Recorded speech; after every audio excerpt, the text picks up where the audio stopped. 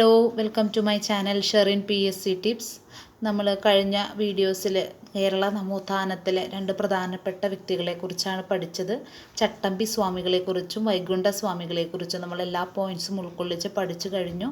ഇന്നത്തെ ക്ലാസ്സിൽ നമ്മൾ പുതിയൊരു വ്യക്തിയെയാണ് നമ്മൾ പഠിക്കാൻ പോകുന്നത്. ശ്രീനാരായണ ഗുരുവിനെ കുറിച്ചാണ്. ഒരുപാട് കാര്യങ്ങൾ പഠിക്കാനുണ്ട് നമുക്ക് ശ്രീനാരായണ ഗുരുവിനെ കുറിച്ച്. നമുക്ക് ക്ലാസ്സിലോട്ട് കിടക്കാം. അദ്ദേഹം ജനിച്ചത് 1856 ഓഗസ്റ്റ് 20-നാണ്. അദ്ദേഹത്തിൻ്റെ സ്ഥലം ചെമ്പഴന്തിയിലാണ് അദ്ദേഹം ജനിച്ചത്. വീട്ടുപേര് വയൽവാരം വീട് എന്നാണ്. സംസ്ഥാന സർക്കാർ ജനനവും മരണവും പൊതു അവധി ദിനമായി ആചരിക്കുന്ന ഒരേയൊരു നവോത്ഥാന നായകൻ കൂടിയാണ് ശ്രീനാരായണ ഗുരു. ജനനവും മരണവും പൊതു അവധി ദിനമായി ആചരിക്കുന്ന നവോത്ഥാന നായകൻ. അദ്ദേഹത്തിൻ്റെ മാതാപിതാക്കൾ കുട്ടിയമ്മയും മാടൻ ആശാനും ആയിരുന്നു. അദ്ദേഹത്തിൻ്റെ ബാല്യകാല നാമം നാണു എന്നും നാരായണൻ എന്നും അറിയപ്പെട്ടിരുന്നു. നാണു ആശാൻ എന്ന് അറിയപ്പെട്ടിരുന്നതും ശ്രീനാരായണ ഗുരു തന്നെയാണ്.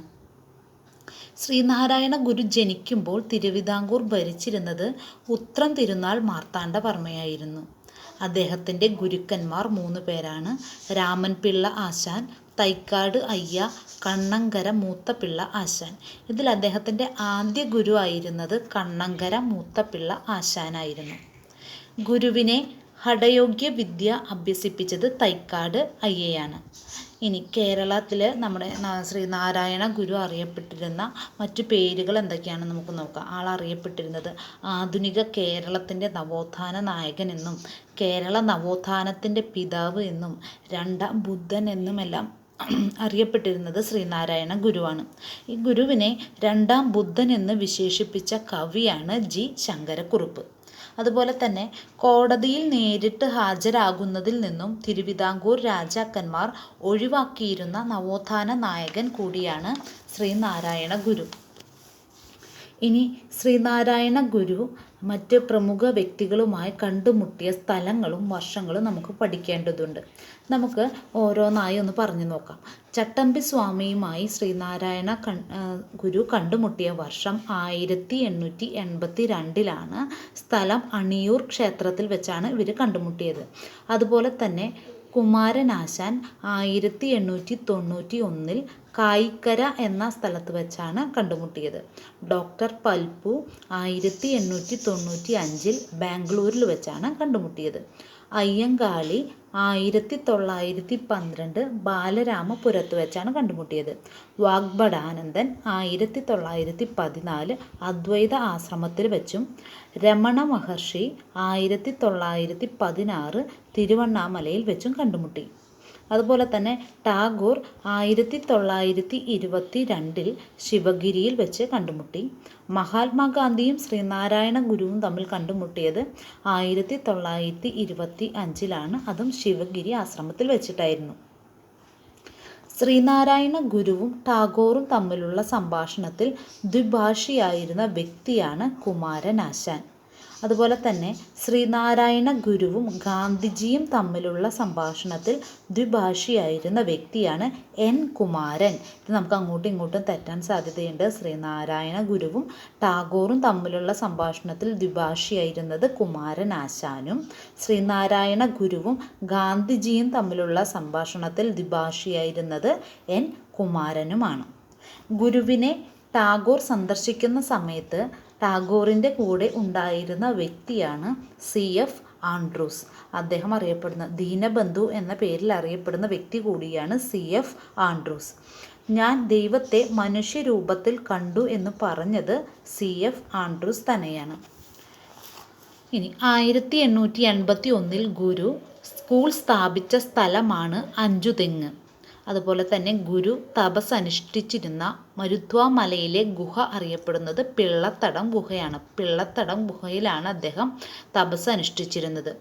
അരുവിപ്പുറം വിപ്ലവം എന്നറിയപ്പെടുന്ന ഒരു സംഭവം തന്നെയാണ് അരുവിപ്പുറം ശിവപ്രതിഷ്ഠ. അരുവിപ്പുറം ശിവപ്രതിഷ്ഠ നടത്തിയ ശ്രീനാരായണ ഗുരു ആ പ്രതിഷ്ഠ അരുവിപ്പുറം വിപ്ലവം എന്ന പേരിലും അറിയപ്പെടുന്നു. അരുവിപ്പുറം ശിവക്ഷേത്രം പണി കഴിപ്പിച്ച വർഷം 1887-ലാണ്. അവിടെ പ്രതിഷ്ഠ നടത്തിയത് 1888-ലാണ്. ശിവക്ഷേത്രം പണി കഴിപ്പിച്ചത് 1887 പ്രതിഷ്ഠ നടത്തിയത് 1888 നെയ്യാറിൽ നിന്നെടുത്ത കല്ലുകൊണ്ടാണ് അവിടെ പ്രതിഷ്ഠ നടത്തിയത്. അരുവിപ്പുറം ക്ഷേത്രയോഗം അഥവാ വാവൂട്ട് യോഗം രൂപവൽക്കരിച്ചത് 1898 ജാതിഭേദം മതദ്വേഷം ഏതുമില്ലാതെ സർവരും സോദരേന വാഴുന്ന മാതൃകാ സ്ഥാനമാണിത് എന്ന് എഴുതിയിരിക്കുന്നത് അരുവിപ്പുറം ക്ഷേത്രഭിത്തിയിലാണ്. അപ്പോൾ അരുവിപ്പുറം ക്ഷേത്രഭിത്തിയിൽ എഴുതി വെച്ചിരിക്കുന്ന വാചകമാണിത്. PYQ ആണ്. ജാതിഭേദം മതദ്വേഷം ഏതുമില്ലാതെ സർവരും സോദരേന വാഴുന്ന മാതൃകാ സ്ഥാനമാണിത്. അത് എന്തായാലും പഠിക്കുക. അരുവിപ്പുറം ക്ഷേത്രഭിത്തിയിൽ എഴുതി വെച്ചിരിക്കുന്ന വാക്യമാണ് കേട്ടോ. ഇനി സുനിശ്ചിതമായ ഭരണഘടനയും പ്രവൃത്തി പദ്ധതിയും കാലാകാലങ്ങളിൽ തിരഞ്ഞെടുപ്പ് സമ്പ്രദായങ്ങളും ഉള്ള ആദ്യത്തെ ജനകീയ സംഘടനയാണ് SNDP. സുനിശ്ചിതമായ ഭരണഘടനയും പ്രവൃത്തി പദ്ധതിയും കാലാകാലങ്ങളിൽ തിരഞ്ഞെടുപ്പ് സമ്പ്രദായങ്ങളുമുള്ള ആദ്യത്തെ ജനകീയ സംഘടനയാണ് SNDP. ഗുരു ധർമ്മ പരിപാലന യോഗം അഥവാ SNDP സ്ഥാപിച്ചത് 1903 മെയ് 15 ഗുരു SNDP സ്ഥാപിച്ചത് 1903 മെയ് 15 ആരുടെ പ്രേരണയാലാണ് ഗുരു SNDP സ്ഥാപിച്ചത്? ഡോക്ടർ പൽപുവിൻ്റെ പ്രേരണയാലാണ് അദ്ദേഹം SNDP സ്ഥാപിച്ചത്. SNDPയുടെ രൂപീകരണത്തിന് കാരണമായ ഒരു യോഗമുണ്ട്. അതാണ് അരുവിപ്പുറം ക്ഷേത്രയോഗം. SNDPയുടെ മുൻഗാമി എന്ന് അറിയപ്പെടുന്നത് വാവൂട്ട് യോഗമാണ്. SNDPയുടെ ആജീവനാന്ത അധ്യക്ഷൻ ശ്രീനാരായണ ഗുരുവാണ്. ആദ്യ അധ്യക്ഷൻ ശ്രീനാരായണ ഗുരു, ആജീവനാന്ത അധ്യക്ഷനും ശ്രീനാരായണ ഗുരു തന്നെ. SNDPയുടെ ആദ്യ ഉപാധ്യക്ഷൻ ഡോക്ടർ പൽപുവാണ്. SNDPയുടെ ആദ്യ സെക്രട്ടറി കുമാരനാശാനാണ്. SNDPയുടെ മുഖപത്രം വിവേകോദയമാണ്. വിവേകോദയം പത്രം ആരംഭിച്ച വർഷം 1904 ഈഴവ ഗസറ്റ് എന്ന അപരനാമത്തിൽ അറിയപ്പെട്ടിരുന്നതും വിവേകോദയം പത്രമാണ് കേട്ടോ. ഈഴവ ഗസറ്റ് എന്ന പേരിൽ അറിയപ്പെട്ടിരുന്നത് വിവേകോദയം പത്രമാണ്. 1904 വിവേകോദയം പത്രം ആരംഭിച്ചപ്പോൾ ഉണ്ടായിരുന്ന പത്രാധിപരായിരുന്നു M. ഗോവിന്ദൻ. SNDPയുടെ ഇപ്പോഴത്തെ മുഖപത്രമാണ് ഇത് യോഗനാഥം. SNDPയുടെ ആസ്ഥാനം കൊല്ലം ജില്ലയിലാണ്. തലശ്ശേരി ജഗന്നാഥ ക്ഷേത്രം നിർമ്മിച്ച് അവിടെ പ്രതിഷ്ഠ നടത്തിയ വർഷമാണ് 1908. ഗുരു ശിവഗിരിയിൽ ശാരദാ പ്രതിഷ്ഠ നടത്തിയത് 1912 അഷ്ടഭുജാകൃതിയിൽ നിർമ്മിച്ചിരിക്കുന്ന ക്ഷേത്രമേതെന്ന് ചോദിക്കുകയാണെങ്കിൽ നമുക്ക് പറയാം ശിവഗിരി ശാരദാ മഠമാണ് അഷ്ടഭുജാകൃതിയിൽ നിർമ്മിച്ചിരിക്കുന്ന ക്ഷേത്രം. ഗുരു ആലുവയിൽ അദ്വൈതാശ്രമം സ്ഥാപിച്ചു. അത് 1913 ആലുവ അദ്വൈത ആശ്രമത്തിൻ്റെ ആപ്തവാക്യമായിട്ട് അറിയപ്പെടുന്നത് ഓം സാഹോദര്യം സർവത്ര. ഓം സാഹോദര്യം സർവത്ര. ഇനി നമുക്ക് നോക്കാം. 1916 ആലുവയിൽ സംസ്കൃത സ്കൂൾ അദ്ദേഹം സ്ഥാപിച്ചു. അതുപോലെ തന്നെ കാഞ്ചീപുരത്ത് നാരായണ സേവാ ആശ്രമം സ്ഥാപിക്കുകയുണ്ടായി. 1924 ആലുവയിൽ ഗുരു സർവമത സമ്മേളനം നടത്തി. പിന്നെ ആലുവയിൽ നടന്ന ആ സർവമത സമ്മേളനത്തിൽ വെച്ച് ശ്രീനാരായണ ഗുരു താലികെട്ട് കല്യാണം ബഹിഷ്കരിക്കാനായിട്ട് ആഹ്വാനം ചെയ്തു എന്നാണ് പറയുന്നത്. നമുക്ക് കുറേ പോയിൻറ്റ്സ് ഇനിയും കുറച്ചും കൂടി പോയിൻറ്റ്സ് നമുക്കിന്ന് പഠിക്കാനുണ്ട്. ശ്രീനാരായണ ഗുരുവിനെ കുറിച്ച് നമുക്ക് എല്ലാം കൂടെ ഒരു ക്ലാസ്സിൽ ഉൾപ്പെടുത്തിയാൽ നമുക്ക് മൊത്തം പഠിച്ച് തീരാനായിട്ട് സാധിക്കില്ല. അപ്പോൾ നമുക്കിന്ന് കുറച്ച് കാര്യങ്ങൾ പഠിക്കാം. നമുക്ക് അടുത്ത വീഡിയോയിൽ ബാക്കിയുള്ള ഡീറ്റെയിൽസ് നോക്കാം. അപ്പോൾ നമ്മൾ ഇത്രയും പറഞ്ഞ കാര്യങ്ങൾ നമുക്കൊന്ന് നോക്കാം. ശ്രീനാരായണ ഗുരു ചെമ്പഴന്തിയിലാണ് ജനിച്ചത്. വയൽവാരമാണ് വീട്. പിന്നെ ജനനവും മരണവും പൊതു അവധി ദിനമായി ആചരിക്കുന്ന നവോത്ഥാന നായകനാണ്. മാതാപിതാക്കൾ കുട്ടിയമ്മ മാടനാശാൻ, പിന്നെ നാണു ആശാൻ എന്ന് അറിയപ്പെട്ടിരുന്നത് ശ്രീനാരായണ ഗുരുവാണ്. അദ്ദേഹം ജനിക്കുമ്പോൾ തിരുവിതാംകൂർ ഭരിച്ചിരുന്നത് ഉത്രം തിരുനാൾ മാർത്താണ്ഡവർമ്മയാണ്. അദ്ദേഹത്തിന് 3 ഗുരുക്കന്മാർ ഉണ്ടായിരുന്നു. അതുപോലെ തന്നെ കേരള നവോത്ഥാനത്തിൻ്റെ പിതാവ്, രണ്ടാം ബുദ്ധൻ, ആധുനിക കേരളത്തിൻ്റെ നവോത്ഥാന നായകൻ എന്നെല്ലാം അറിയപ്പെട്ടിരുന്നത് ശ്രീനാരായണ ഗുരുവാണ്. അദ്ദേഹത്തെ രണ്ടാം ബുദ്ധൻ എന്ന് വിശേഷിപ്പിച്ച കവി ജി ശങ്കരക്കുറിപ്പാണ്. കോടതിയിൽ നേരിട്ട് ഹാജരാകുന്നതിൽ നിന്നും തിരുവിതാംകൂർ രാജാക്കന്മാർ ഒഴിവാക്കിയിരുന്ന നവോത്ഥാന നായകൻ കൂടിയാണ് ശ്രീനാരായണ ഗുരു.